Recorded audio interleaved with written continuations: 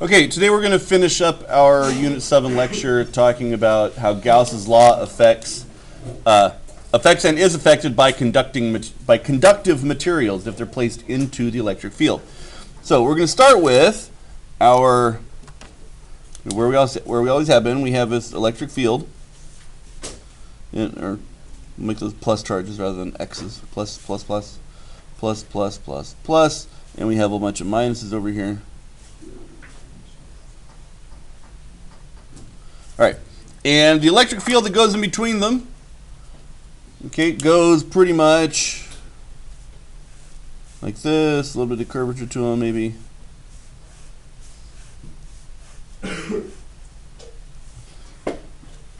Make sure all your field lines have arrows on them. Okay, so here's our standard horizontal electric field. When we put a conducting material into our magnetic field, this is what happens. We get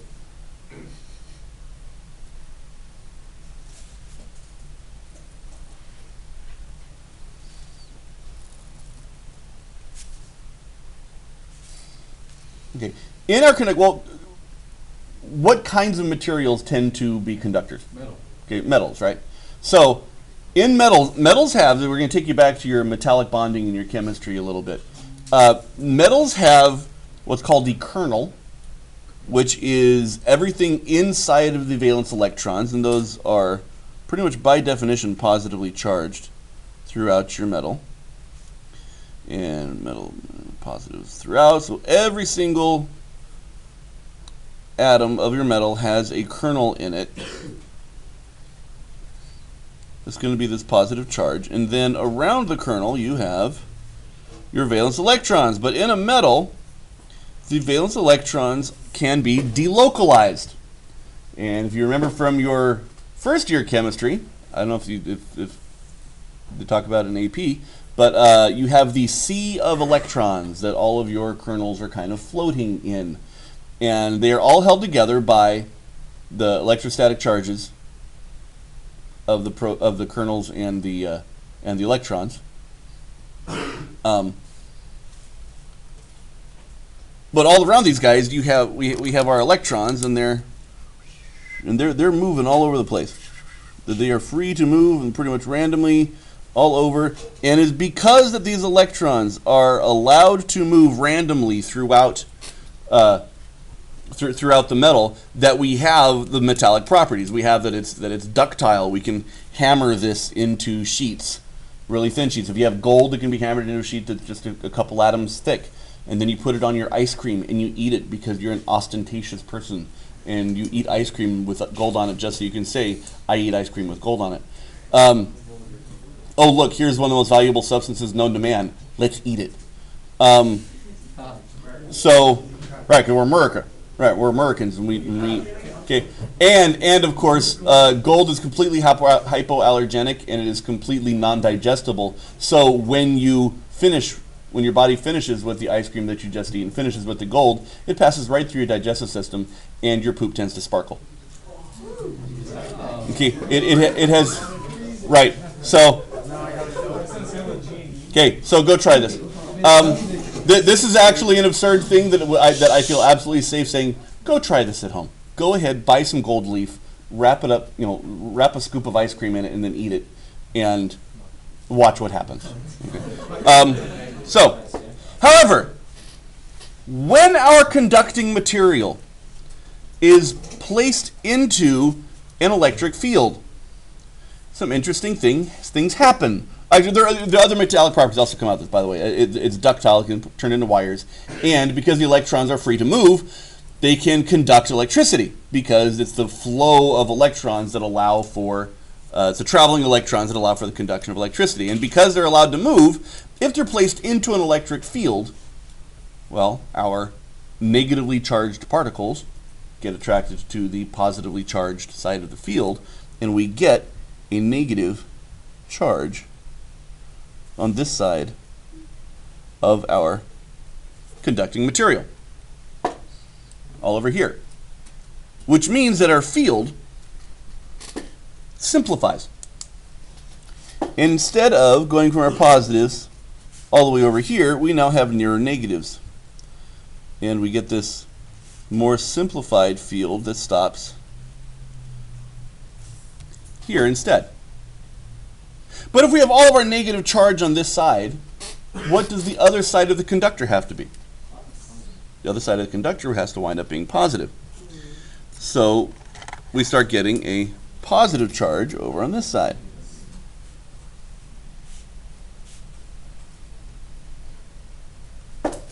Okay, and our positive field starts to send out, because we always go from positive to negative with our electric lines. Okay, our positive starts to create its own electric field with the negatives that were somewhere else in the universe that was at the other end of our original electric field. Okay, so what does that mean for what's going on in here? Is there any electric flux from this electric field getting into the conductor? No, because it's stopping with the charges that are outside the conductor. Are any of these field lines, okay, here going back into the conductor? No, because these electric charges, these positive charges, are sending the field out to the negative on the other side, which means that inside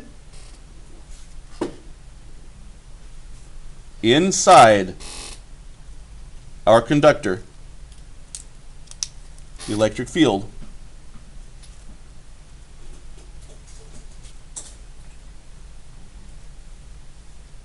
must equal 0.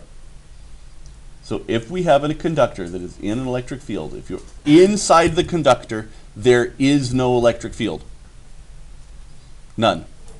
And all the charge goes to the outside of the conductor. Yes? Where did the minus and positive, the protons and electrons come from outside the conductor? Is it present in the surface? These here or these out here? The one inside. So these here, like these negatives. It's sort of like what happens with a dipole molecule, that if you have one end of the molecule that has a higher electronegativity, the electrons tend to spend more time around that one. That's sort of what's going on here, is that this positive electric field is pulling on the electrons to be on this side of the conductor. Was it the surface? Which no, they were anywhere. They were throughout. They were throughout the conductor because it was electrically neutral before, okay, and then it creates an instant of motion of particles to create the charge out on the outside.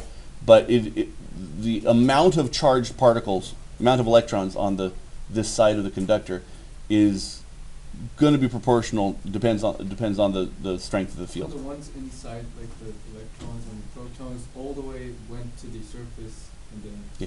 Well, the protons don't move. Yeah. The protons don't move. The kernels stay where they are.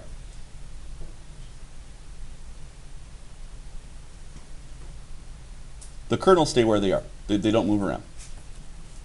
Okay. But what happens with the electron? With the what is a positive charge when we're dealing with our materials? A positive charge it comes from the protons, but how do we generate one? It's generally from the loss of electrons, right? So if there's an even charge distribution throughout this whole thing, and then all of a sudden we have a motion of the electrons to the other side, this side is now with a lack of electrons, which generates the positive charge.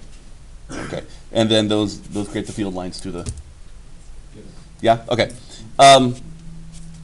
So inside the field, it must equal 0, but this only happens when we have electrostatic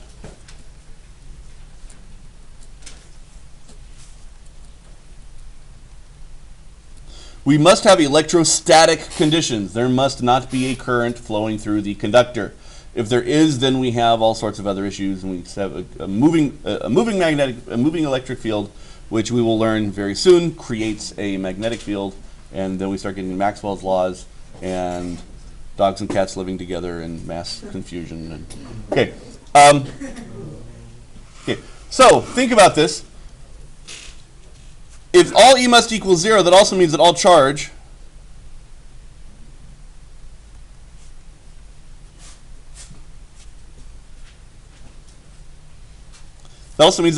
is at the surface. That says charge, even though it's written horribly ugly. All right. So think about. Okay. So think about a sphere. Right. So if we have a positively charged sphere, okay, on a conductor,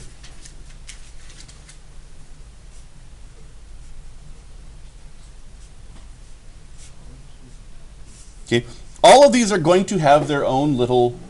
They're all going to have their own electric field coming from each individual particle. But then what results is, if this is a conductor, then our charges move so that we have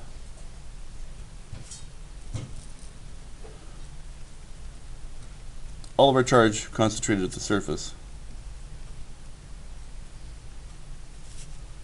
And inside, well, we've seen this before, right? If all of our charge is at the surface, what's the electric field like in here? Right. It still equals 0, but we discovered this. Even if it's an insulated surface, the electric field is still 0 if all of the charges are on the outer surface, right? And it creates an abundance of negatives inside. But that's not so important. Okay, so what is then E just outside of a conducting surface? What is the electric field just outside of a conducting surface? So here's a whole bunch of positive charges again.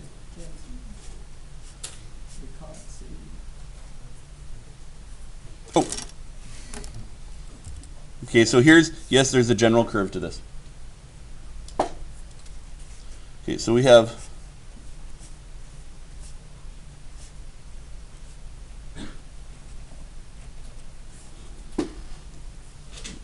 okay, and if we are just outside,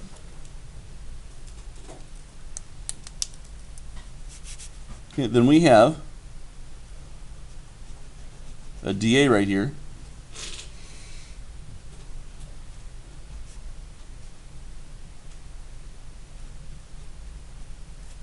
Okay, and we have a surface above, right? We have electric field above. So like, let's do our cylindrical.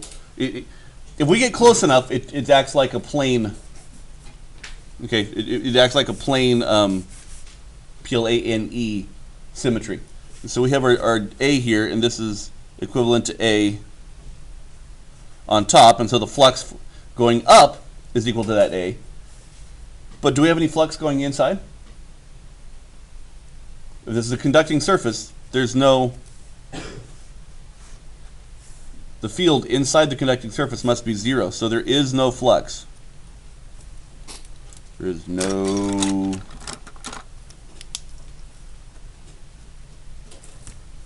Okay, no flux inside the sphere. So, what's going to be our field? Well, we have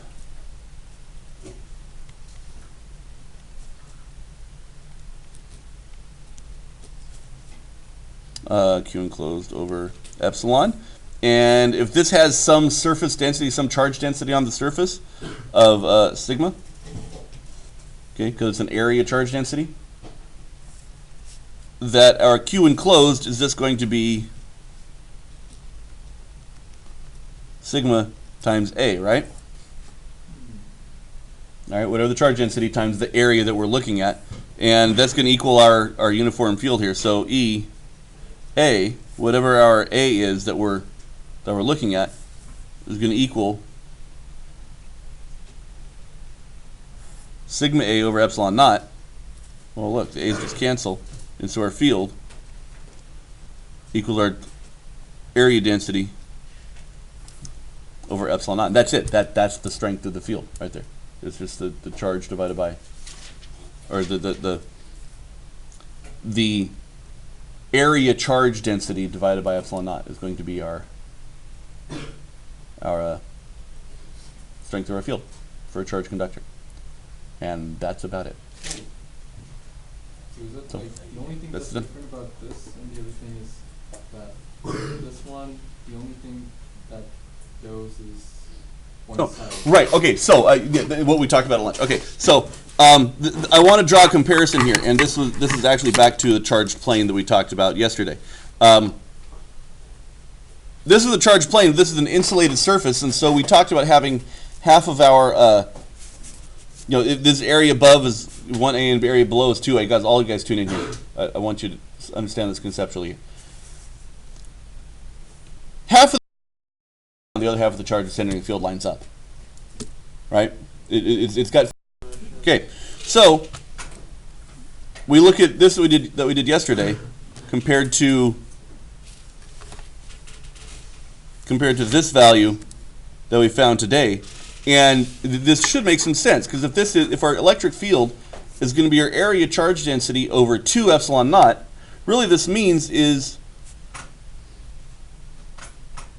that this is 1/2 of sigma over epsilon naught, because we have half of the charge. If the sigmas are the same, then half of the charge is putting field down, the other half is putting field up, right? But if we have a conductor, then the field is parallel and is unidirectional. It's only one direction. It's not sending any of this field down. And so it's not splitting. We don't have any flux this direction. So all of the flux is going up, and so we don't have to divide by 2. We're not dividing our field into 2 portions. It's all in one direction. So with a conductor, near the surface, it's just sigma over epsilon naught.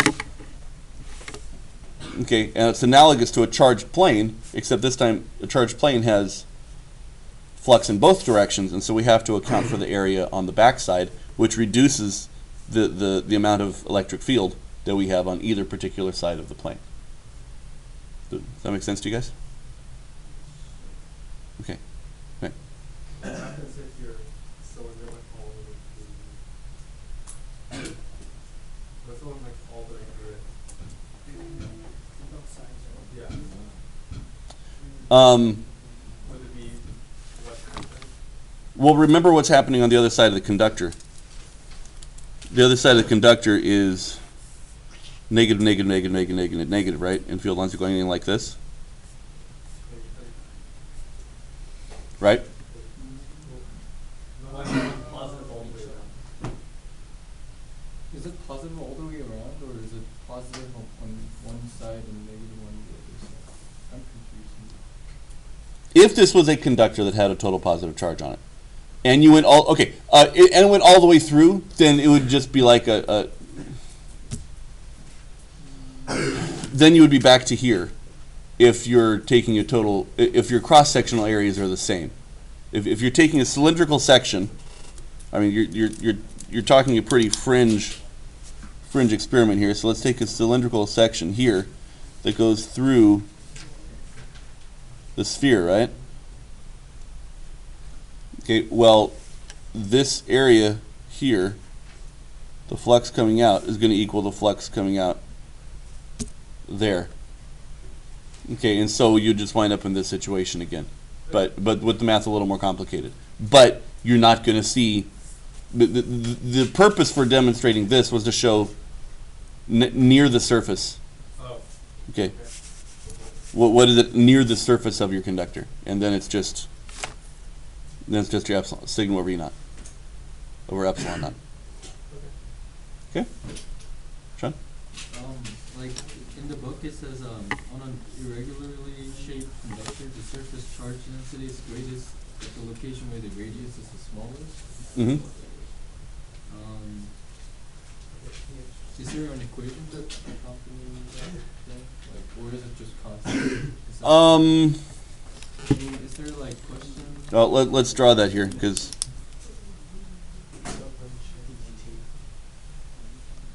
okay, here's our irregularly shaped object, right?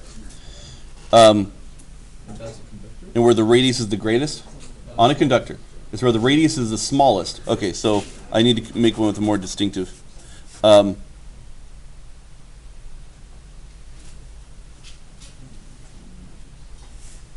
Okay. The field, the individual effects of the charges are going to repel each other more, and so